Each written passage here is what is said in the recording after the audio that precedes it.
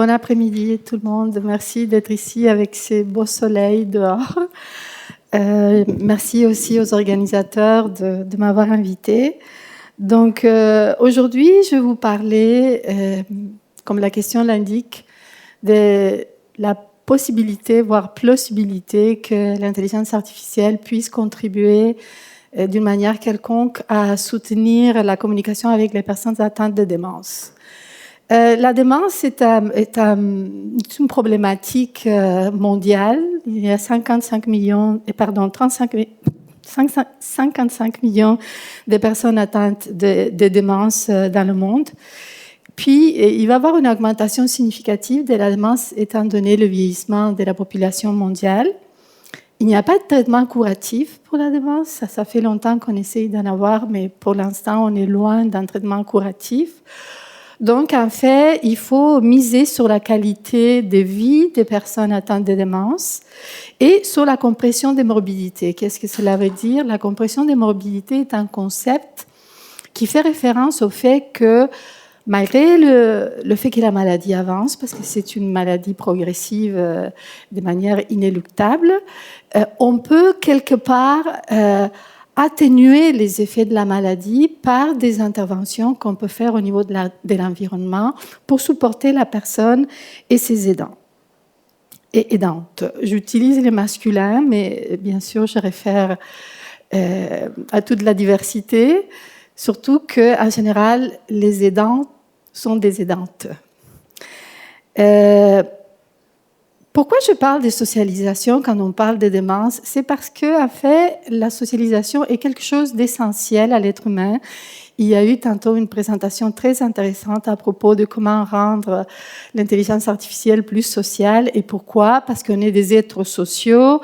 Disons, depuis l'origine de l'espèce, ce qui nous a caractérisés, puis ce qui nous a permis de survivre comme espèce, c'est notre capacité d'interaction avec les autres, puis notre capacité de développer des stratégies sociales. Donc, l'homo sapiens est un homo socialis. Alors, pourquoi c'est si important de soutenir la communication dans le cadre de la démence? Parce qu'on sait que lorsqu'il y a beaucoup de barrières de communication qui s'installent dans la démence, comme c'est le cas, cela augmente les comportements qu'on appelle des CPD, c'est-à-dire les symptômes cognitifs et psychologiques de la démence, qui se manifestent beaucoup par l'agitation et par l'apathie. Puis aussi parce que le fait de soutenir la communication va quelque part diminuer le fardeau des aidants qui souffrent beaucoup de cette incommunication et aussi va permettre de diminuer le fardeau des aidants professionnels qui sont à côté de la personne.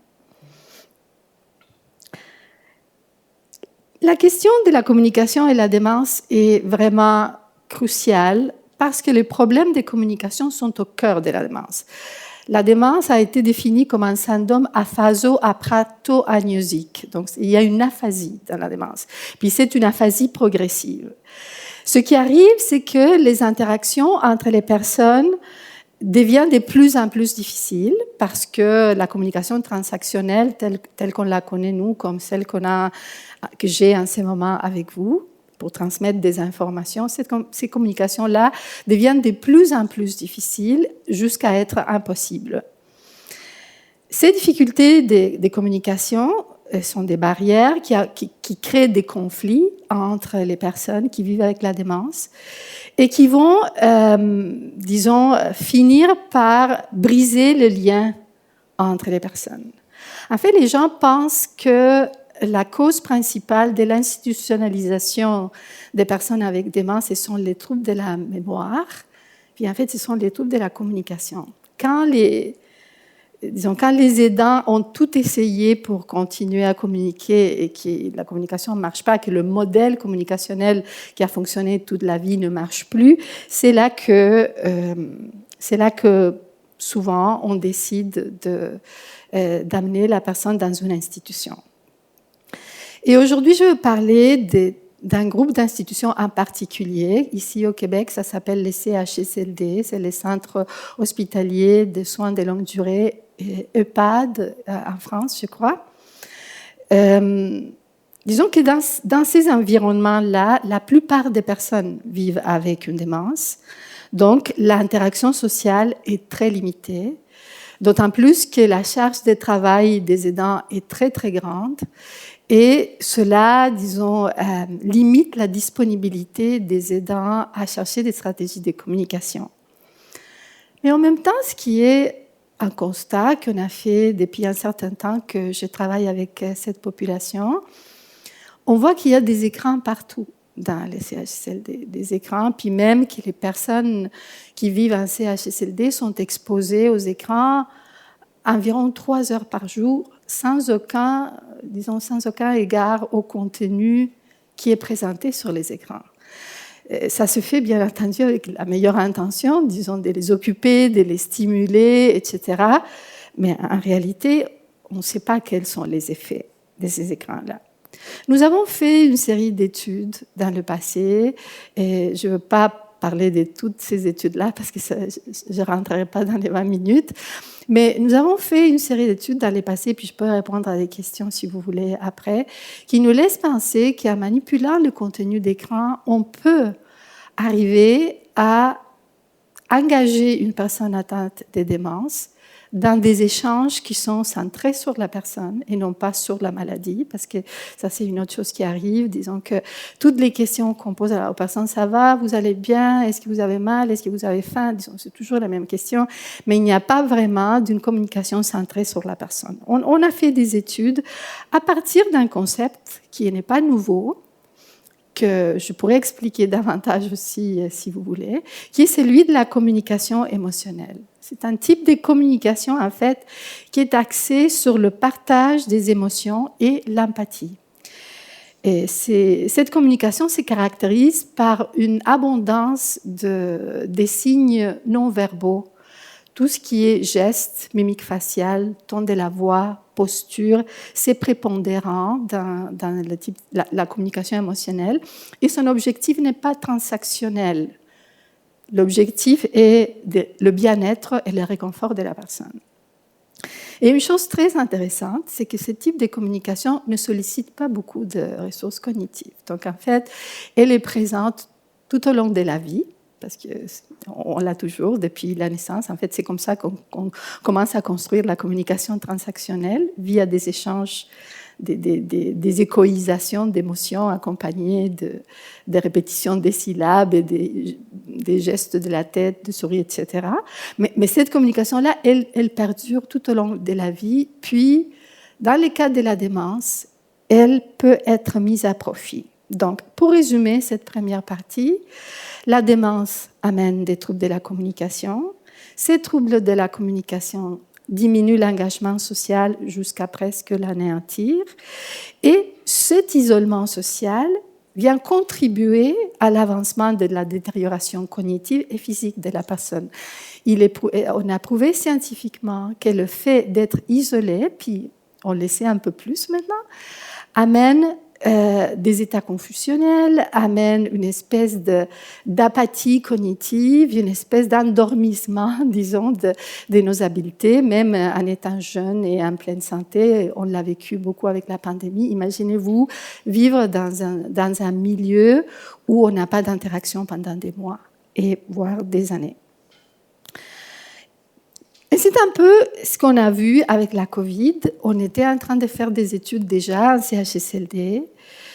Puis, les protocoles de protection qu'on a mis en place à cette époque-là ont fini par brouiller les signes les plus importants de la communication émotionnelle, parce qu'il y avait des masques, donc on ne pouvait pas voir le sourire. Les commissures du visage sont extrêmement importantes pour détecter les émotions. Et puis il y avait aussi une disponibilité du personnel qui était plus que minime, parce que les gens étaient en situation de survie, s'occupaient des choses essentielles, donc les gens n'avaient pas le temps de créer des situations de communication. Les visites familiales étaient terminées, on ne pouvait pas aller voir les personnes non plus de sa famille. Puis, il y a eu une augmentation spectaculaire de l'utilisation d'écrans, parce qu'on essayait de pallier à tout ce manque de socialisation ou de sociabilité avec les écrans. Alors, à cette époque-là, on a dû arrêter les travaux en CHSLD, puis on s'est mis à réfléchir sur qu'est-ce qu'on pouvait faire pour aider. On a développé des stratégies à partir d'une application que je vais vous présenter brièvement. Puis là, on s'est dit, peut-être qu'on pourrait faire quelque chose avec cette exposition exponentielle aux écrans. Et on a besoin de comprendre qu'est-ce qu'il peut avoir dans un écran qui peut venir faciliter ou bloquer la communication.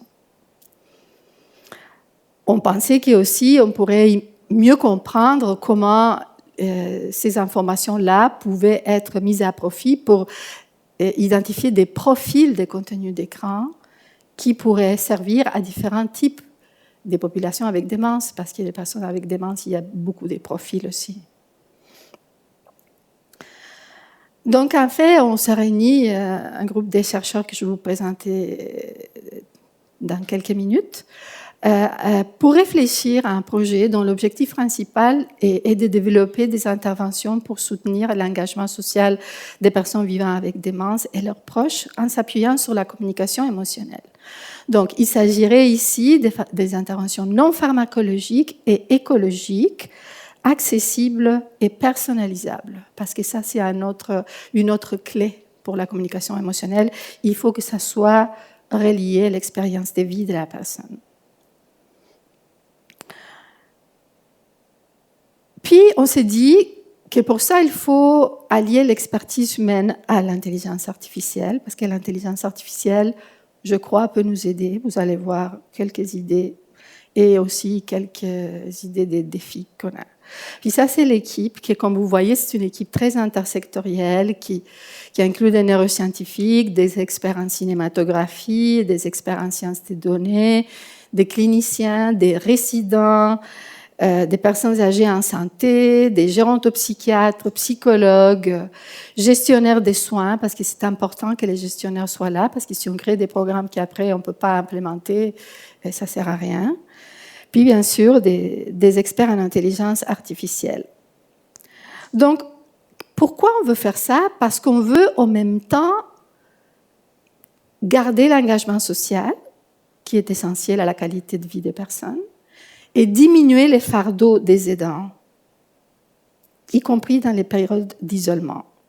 Donc l'idée, c'est de mieux comprendre le contenu d'écran, de développer des environnements, des visionnements qui sont valides et écologiques, et de créer une plateforme à multiples facettes qui va inclure un catalogue des films organisés disons, selon différents critères qu'on pense pouvoir établir avec l'intelligence artificielle pour mieux contrôler les SCPD.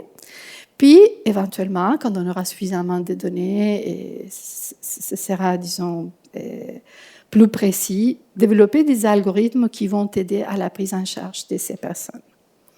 Tout ça vient, comme je vous disais, des études précédentes qu'on avait faites avant la COVID, avec une application qui s'appelle Compas pour communication proche aidant. Cette application se caractérise elle est très simple, disons, elle est constituée des bibliothèques des contenus audiovisuels, de la musique, des photos, des vidéos, qui sont choisis en lien avec la trajectoire de vie de la personne, son identité personnelle et culturelle.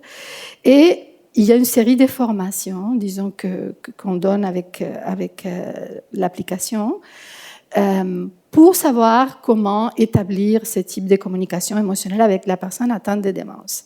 Dans les études précédentes, ce qu'on a montré en travaillant en centre de jour et en CHSLD et un peu à domicile et un peu avec la Société Alzheimer aussi, c'est que l'utilisation des compas de manière, disons, pas nécessairement très fréquente.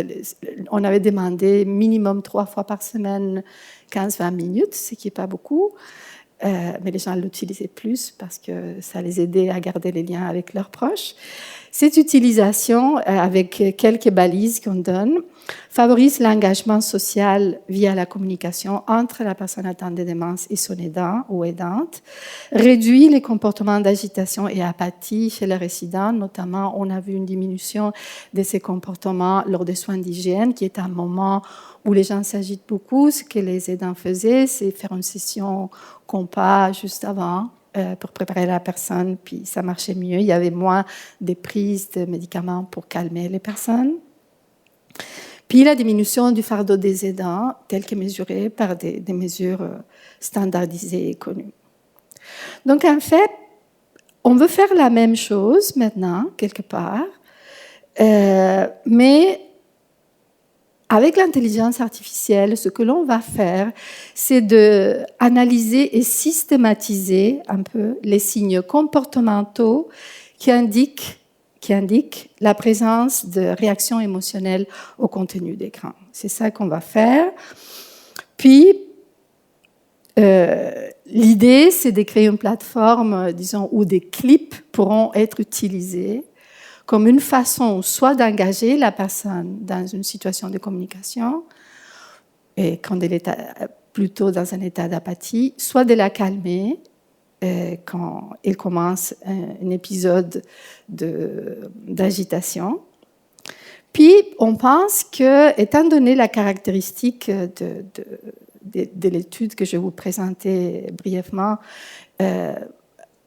qui va accueillir des données multimodales, on pourrait éventuellement développer des algorithmes qui vont servir à d'autres populations vulnérables. Donc, l'idée à moyen terme, en fait, c'est de créer des solutions qui apporteront aux cliniciens des informations, un peu comme disait Nathalie Bière ce matin, pour mieux prédire l'évolution de la maladie, à quel état on est, est-ce qu'on va arriver à une étape où il faut prendre des mesures en amont pour éviter, disons, la détérioration du lien communicationnel entre la personne et son aidant. On pense aussi que, disons, que ces algorithmes pourraient nous permettre, entre autres, par exemple, d'anticiper les comportements d'agitation. Et puis, l'idée, c'est aussi, avec la quantité de données qui vont être cueillies, de créer un réseau pan-canadien pour la recherche sur la communication et la démence dans les étapes avancées de la maladie.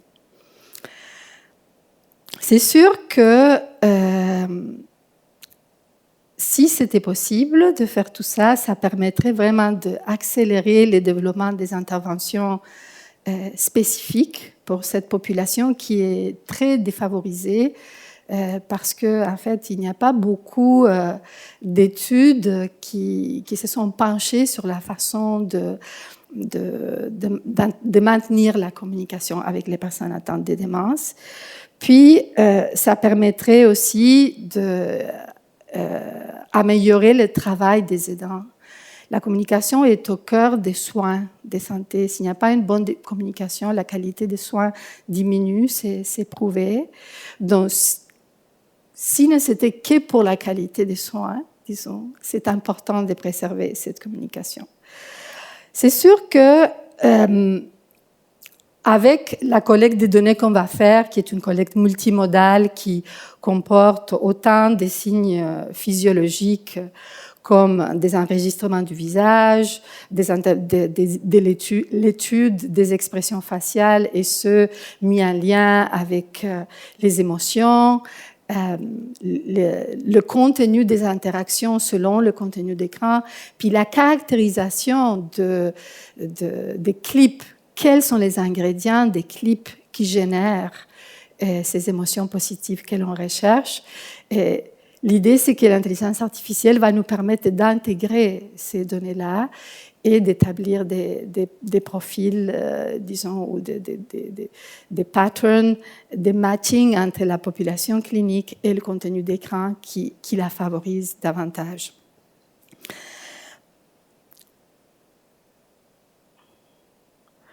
C'est sûr que pour ce travail, en plus de cette équipe intersectorielle qu'on a, on a besoin des personnes âgées elles-mêmes. parce qu'on a besoin d'avoir leur input à propos de quelle serait une technologie adaptée. Pour l'instant, tout se passe sur iPad. Nous, on pense à une plateforme qui pourrait fonctionner comme d'autres plateformes de cinéma. Donc, on a besoin des personnes âgées. On a commencé à faire des études pilotes avec des personnes en santé. Et on pense aussi que cela va contribuer à réduire les coûts de santé. Pourquoi? Parce que, premièrement, on va diminuer la prise de beaucoup de psychotropes. On va aussi diminuer le roulement de personnel, qui est une des causes principales des coûts de santé, parce qu'il faut remplacer ces personnels-là. Il faut aller dans des agences qui coûtent très cher à l'État. Donc, si les personnes qui travaillent auprès des personnes avec démence sont, disons, mieux outillés pour travailler avec elles, ils vont être autonomisés. Et le fait est qu'on a dans les entrevues semi-dirigées qu'on fait avec les personnes, on a des propos de ce type-là. Disons, les gens sont fiers de ce qu'ils peuvent accomplir. C'est des personnes qui, en général, sont très peu formées. Je parle des préposés bénéficiaires, qui sont les personnes qui passent le plus de temps avec les personnes atteintes de démence. Et donc, on pense qu'on va contribuer à la stabilité du personnel et à aussi donner à ces personnels une espèce d'envergure autre, pas parce que ce qu'ils font n'a pas d'importance, au contraire, mais parce qu'ils peuvent faire beaucoup plus que ça. Puis, bien sûr, ça c'est l'objectif premier, d'améliorer la qualité des soins offerts aux patients. Mais il y a des défis qui sont à considérer. L'alphabétisation numérique des personnes vivant avec une démence est un de ces défis-là, parce que, disons, peut-être que dans les prochaines générations, ça ne sera pas un défi, parce que vous allez tous très alphabétisés, mais les personnes qui sont en ce moment, qui vivent en ce moment avec une démence, puis d'autres qui pourraient l'avoir dans les années à venir, n'ont pas cette maîtrise. Donc, il faut adapter les solutions. Ça prend vraiment. C'est pour ça que je travaille avec des personnes qui sont spécialistes dans l'interface humain-machine pour vraiment adapter les choses et discuter. On fait de la recherche-action et collaborative où on a l'opinion de tout le monde. Puis l'autre question qui est très, très importante est la question des cadres éthiques, parce qu'il y a plein de choses qu'on peut faire avec l'intelligence artificielle, on en a entendu plein. La question, c'est pourquoi on les fait, disons, quelle est la validité sociale de ce qu'on fait, et comment, d'un point de vue éthique, on protège les personnes en général et ces populations qui sont plus vulnérables pour que tout soit fait dans les règles de l'art, de l'éthique. Nous disposons d'un comité d'éthique à l'Institut universitaire de gériatrie où je fais mes recherches qui est vraiment très chevronné, mais il faut quand même développer des choses spécifiques pour l'intelligence artificielle. Puis bien sûr, il faut investir dans l'infrastructure numérique du réseau de la santé qui demande vraiment des investissements parce que c'est une infrastructure qui est quand même assez vétuste.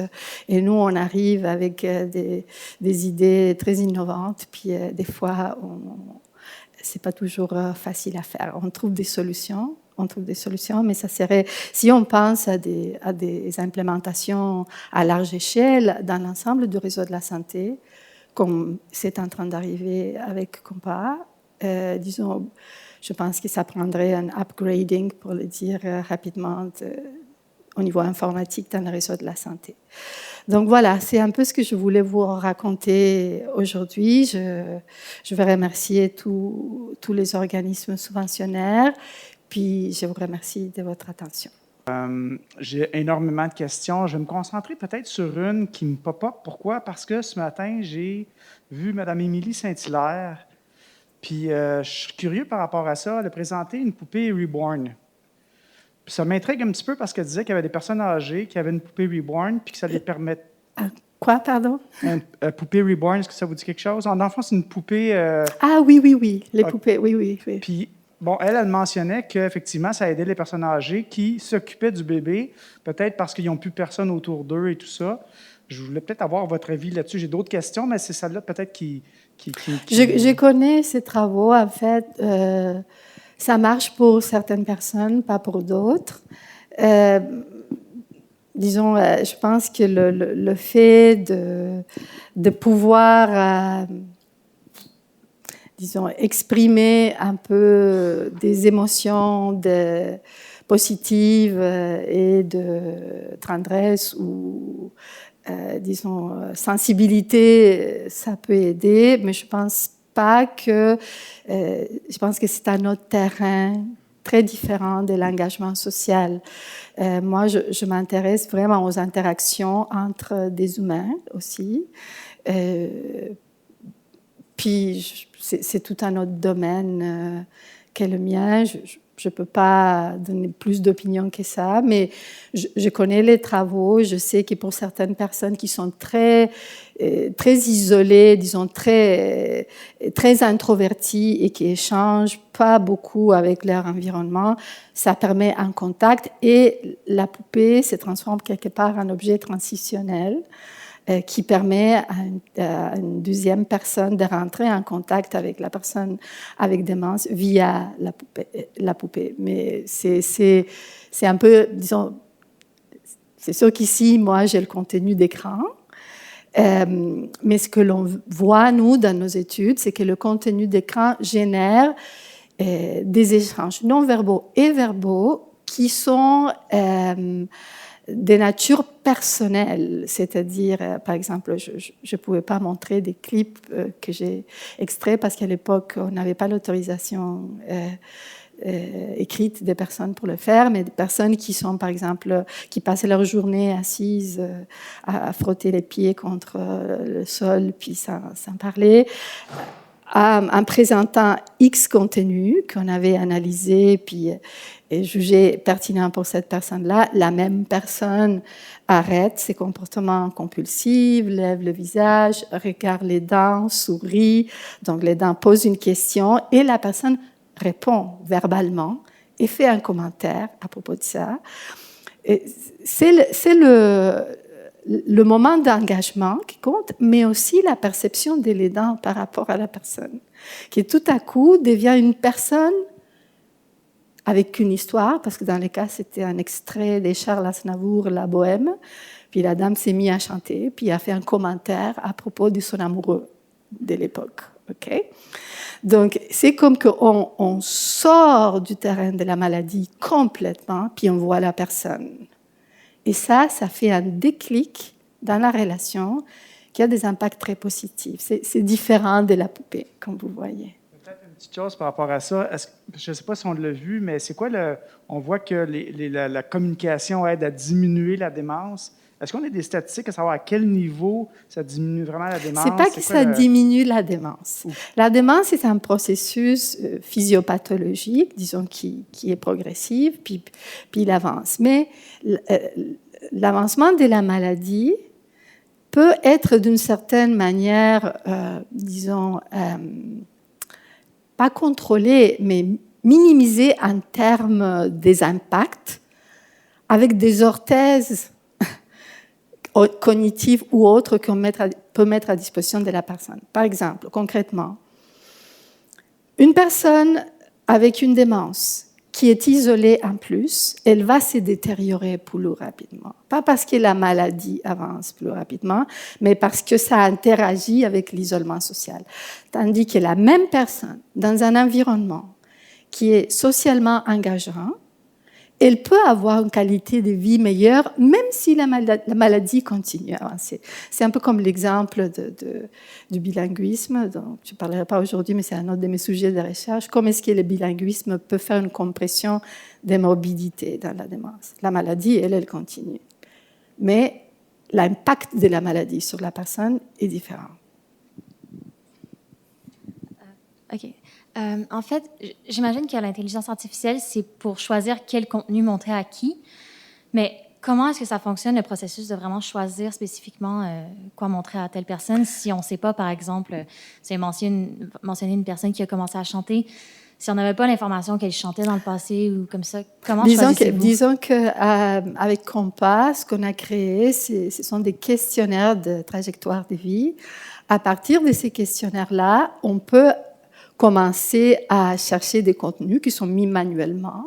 Mais l'intelligence artificielle, ce qu'elle peut faire, c'est qu'elle peut aller chercher, elle, directement, des contenus.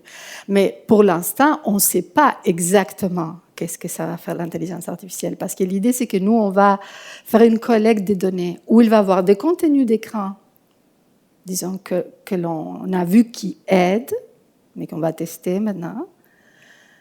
On va faire des enregistrements des personnes à propos de ces contenus d'écran. On va enregistrer les réponses physiologiques qui nous permettent de savoir, par exemple, s'il y a une synchronisation émotionnelle entre la personne atteinte de démence et les dents. Et tout ça, et on va faire, disons, des analyses faciaux des émotions avec des catalogues qui permettent de caractériser les émotions. Et tout ça, avec des dispositifs de machine learning, vont nous permettre d'établir des algorithmes. Les algorithmes, c'est ça qu'on va faire. On ne les a pas en ce moment, si ça répond à votre question. Et juste deuxième petite question. Souvent, l'amélioration dans la condition de la personne, est-ce que c'est immédiat ou très variable selon les personnes? En fait, c'est assez rapide. C'est assez rapide parce que ce que l'on fait, c'est qu'on sort du canal des communications transactionnelles, puis on passe par d'autres circuits là, du cerveau qui sont en plus moins touchés par la maladie, qui sont des circuits plus profonds. Et en général, on voit des réactions assez rapidement. C'est sûr que ça marche pas, disons, c'est pas magique, mais il n'y a rien de magique. Les pilules ne le sont pas non plus. Et le problème, c'est que cela amène d'autres problèmes. Les pilules, ça amène d'autres problèmes. Parce que, en voulant, souvent, avec les meilleures intentions, encore une fois, calmer la personne parce qu'il y a des comportements d'agitation, ben, on la calme, oui, mais pas juste ça. Merci beaucoup. J'avais une petite question sur. On est capable à peu près de faire des catégories avec l'intelligence artificielle des types d'émotions, bon, même si c'est plus continu qu'on le pense.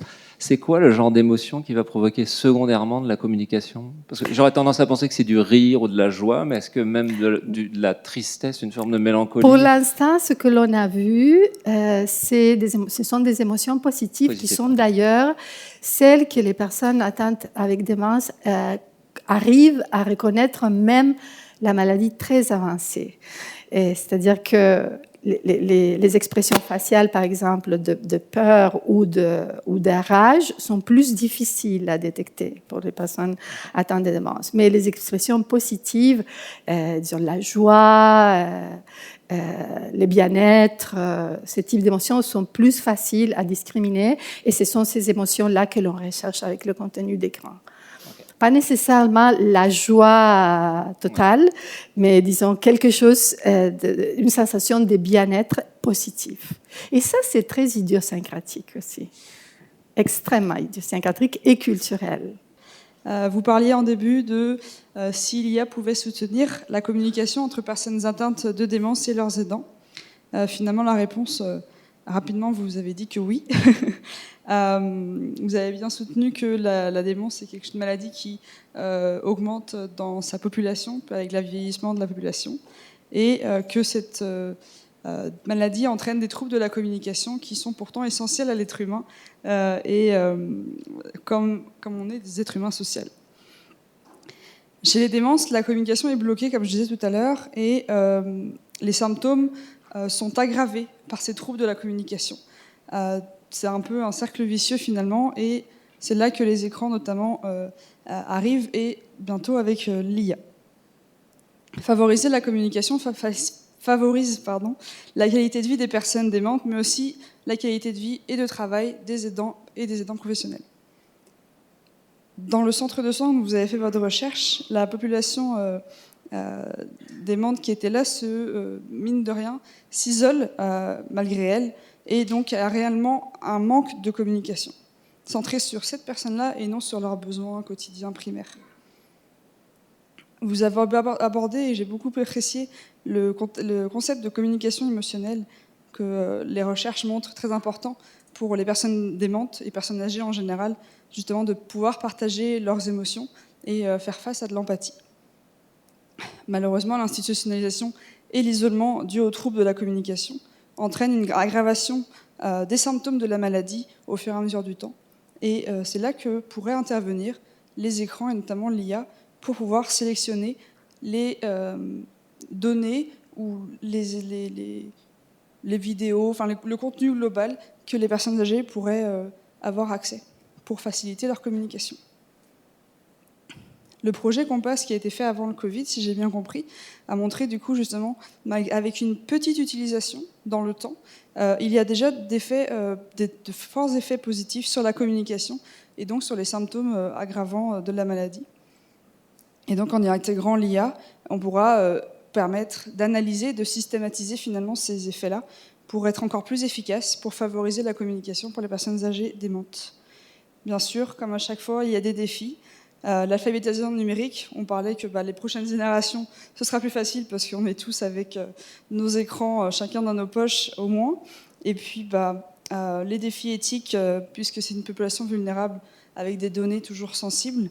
Et enfin, il faut toujours investir, mais comme vous disiez, peut-être potentiellement, ces écrans-là et cette utilisation de l'IA pour favoriser la communication diminuerait les coûts de la santé, puisque diminuerait les symptômes et donc l'utilisation de traitements. Vous avez une volonté de créer un réseau de recherche pour accélérer le développement d'interventions pour ces personnes et donc de préserver la communication et ainsi favoriser l'implantation de l'innovation au sein des établissements au Québec et puis au-delà du Québec, partout dans le monde, ce serait très bien.